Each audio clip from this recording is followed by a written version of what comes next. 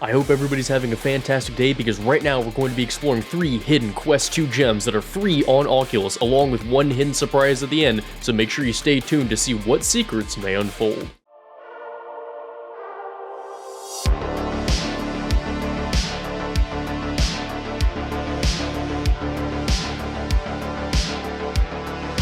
First off, we have Vertical Shift. This is a free game on Quest that has multiple movement mechanics as well as multiple game modes and cosmetics. You can move around inside Vertical Shift using the hand thrusters, the grapples, gliding, or just plain old walking. There's a freeze tag type game mode which is team based, and the goal is to be able to stun everybody in the other team and have them frozen without having your team frozen and collect the most amount of wins before the time runs out. There's an infection type game mode where one player starts out as it, and his goal is to be able to tag all the other players. If you're not infected, obviously your goal is to run away, and you're grappling around a giant city. There's racing where you're going through different obstacles, lasers, all this kind of cool stuff, and your goal is to be able to make 3 laps around. There's an oddball type game mode, which is the opposite of being infected. If you are it, your goal is to run away from everybody and not get tagged to be able to collect points. And finally, there is a social mode where the entire city is open for you and your friends. You can go explore around, grapple, use your hand thrusters, even a nightclub that you can go in and hang out. Next up is Ultimax. This is the Rocket League of VR. Except instead of driving around cars, you use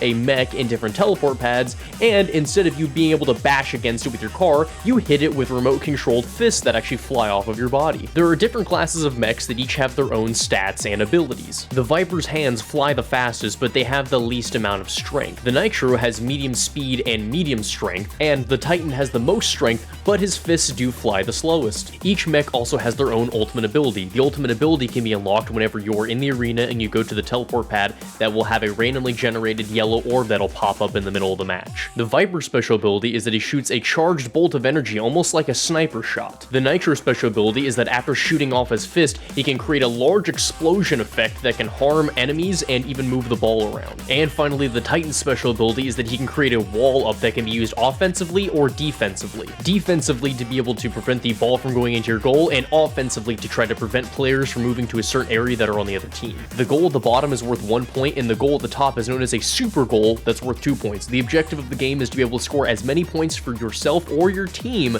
before the time runs out. As of right now, you can play this in a 1v1 or a 2v2. Next up on the list, we have Cards and Tankards, a very chill, very fun card game. This game does remind me a lot of Yu-Gi-Oh!, especially since they added in a new type of card, which is literally the trap card. You triggered my trap card! There are customization options, in-game currency rewards for every time you reach a level, and there are 5 different classes of cards. Each one of the classes of cards has their own specific cards in there, aka one that's in the Monsters' Rights Association would not be inside the Plundering Guild, and they have special abilities in each pack outside of that. You can even build your own deck of 40 cards and be able to put funny names on them as well. As you progress through the game, you'll unlock props that you can access from your menu, and the game actually does feature real physics. The main 2 types of cards that you'll be using are summons and spells. Summon cards allow you to put monsters on the field, and spell cards allow you to do pretty much anything else. You get different abilities depending on who you make the main build for on your deck. For example, if you're the Dungeon Master, you automatically get this monster out on the field that represents your health, and he can come with his own special abilities. Or if you're a part of the Plundering Guild, you can collect coins throughout the battle that you can use to be able to empower your cards before you use them. You can use any spell at any time during your turn, and you can make your monsters attack, and the attack will commence when your turn ends. However, there are balancing mechanics put in, like you can't summon and attack on the same turn with that direct monster. Cards can also have their own special abilities that activate whenever they're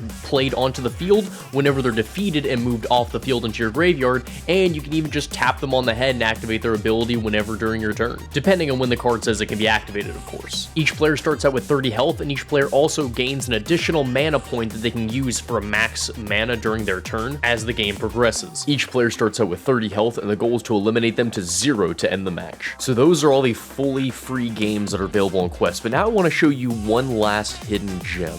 This is Grapple Tournament, and while the full game itself is not free, it does have a demo that almost unlocks the full game. The only thing that isn't unlocked is the multiplayer. However, the full version does become available on the weekends. Basically, all you have to do is wait until the weekend rolls around, find a friend that owns the full game, they friend you on the in-game friending system, and you get to play the full online game for free. Grapple Tournament does have a large variety of weapons that can either be one-handed or two-handed weapons. All one-handed weapons can be selected selected as your main sidearm that'll spawn on your right side or left side depending on how you have it set up. As you can see here, there's a wide variety of different sidearms that you can use, including lasers, single shot, full auto, and even a grenade pistol. Any weapon that's meant to be held with two hands can also be held with one hand, but the main difference is that the two-handed weapons have a secondary ability. As you can see here, this railgun shoots lasers, but it can also shoot a ball that can damage the player, or if you shoot the ball out of mid-air, it can explode.